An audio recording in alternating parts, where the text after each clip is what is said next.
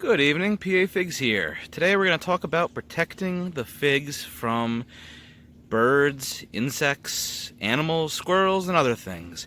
So you can see these Border Sote Negri Ramadas are beginning to get close to ripening. And if I don't cover them, the birds will end up destroying them and eating them. And I also have different types of insects that will get to them, whether it be spotted-winged Drosophila, or wasps, or random beetles. So it's time to protect them, and the way I do that is with these Organza bags. So you'll see these a lot of the times at wedding showers, parties, and other places, but these are what I use to protect my figs in order for them to ripen without being disturbed. And I have a link down below in the description if you're interested in buying some to protect your fig trees. It is by far the best way that I have found to protect the figs as they ripen from predators.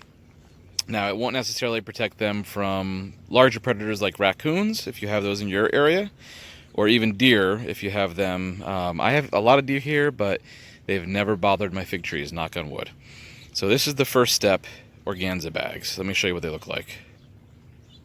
Okay, and here is an Organza bag. This is a 4x6 Organza bag. It's what I like to use in my figs. It's big enough for the large figs that I've got, and the small ones just have a little extra room. It's fine. And you can see all it is a mesh bag. You can see my hand through it. It's fine enough to keep the pests out, especially the SWD, but it's also enough to let sunlight through still. And you can see all it has is a drawstring at top. And so what you're going to do is you're going to open it up, and you're going to place it over your fig, just like this. And I wish I had two hands. Let's see if I could do this with one. And you're going to pull it down so the drawstring is over the fig, and I'm going to need two hands, but you're going to pull on both sides of this drawstring. Let me pause for a second. Alright, now you can see that I pulled on both ends of the drawstring and tightened it right around the base of that fig. And you want to tighten it as much as you can around that base without breaking it off. But you want to get it tight enough to where bugs and insects and stuff can't crawl in. And then if you do have a lot of large birds that attack your figs, what I recommend doing is taking these two drawstrings here and actually tying them in a knot around a leaf or a branch, so that even if the birds do pull off your figs as they get ripe, the string will hold it to the tree and not let them escape with it. It also helps a little bit with raccoons, although raccoons will, from what I've read, tend to tear right through the bag to get to the figs. But yeah, so this will protect the figs from the birds and the insects, which are my two main predators here. And it really has made a huge difference. It basically makes the difference of me getting no figs, or at least, probably a few figs, to several dozen easily each year. Now, the key to putting these bags on is not to wait. You don't want to wait until your fig is almost ripe to put them on. While that will help, chances are your birds are going to eat that fig right before it gets ripe. Your insects are going to get into it right before it gets ripe. And so you're going to put this bag on, the fig's going to finish its ripening, and the insects are going to hatch in there and spoil it. I have not been good year after year because of the number of bags that the orchard would require. Just take a look at this tree, for instance. We've got, 1, 2, 3, 4, 5, 6, 7, 8, 9, 10, 11, 12, 13, 14, 15, 16, 17, 18, 19, 20, 21, 22, 23, 24, 25, 26, 27, at least 27 figs on this one small tree. So, times the 50 trees that I have, I'd need, thousands of bags. So usually what I'll do is the ones that are getting closest to ripe, now this one was just for demonstration, you can see it's a little smaller, but you take one like this down here that looks like it's about starting to swell. Same with this one, it's starting to swell. Those ones will be the ones that ripen first. Those are the ones I'll protect. And then when those ripen, I'll move them on to the ones that are not quite as ripe before they start to ripen. At the end of the day, if you've got the time, if you've got the money, and if you've got the patience, yeah, you would be good to put bags on every one of your figs to ensure that you get a full crop and the predators don't get it. So that's the first thing, these Organza bags. They are a lifesaver. I'll order, 100 pieces. I'll order 2 or 3 of these probably, and get them on the figs. Years past, I have reused these, and what tends to happen is the fig sap gets on them, and they get dirty, and things like that occur, and reusing them, I feel like it attracts the insects, it attracts the ants, it attracts the birds, and it's just better off to buy. I think these were less than 10 bucks, or less than 20 bucks at least. And I think it's just better to buy new bags each year, or you could probably put them through like a washing machine cycle if you're really feeling up to it, but for how cheap they are, I usually just get new ones. I will say, make sure you get green or maybe even yellow. In the past, I have done purple and I have done red, and I think the birds kind of key in somehow on that darker color, or that, the color that looks more like a ripe fig, and they still find them. And for the most part, it still keeps the birds away, insects away, but I did have a few bags that I think when the birds saw the purple, they assumed some of the figs were ripening, and then it would certainly attract them to figs around the bag more. So going with green this year. You can see it kind of makes it blend in like a leaf.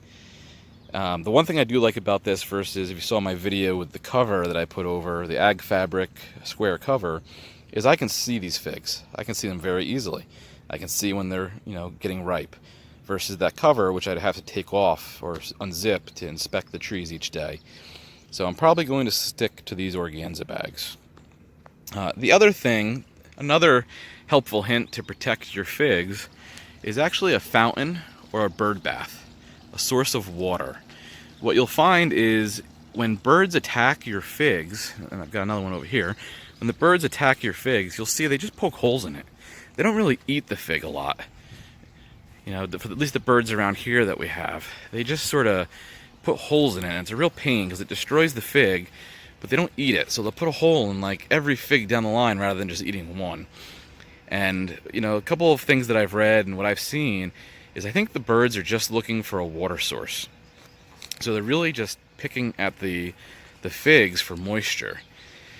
And I can tell you that since I've put this bird bath in and the fountain over there, the amount of bird destruction I have has reduced by at least 70%.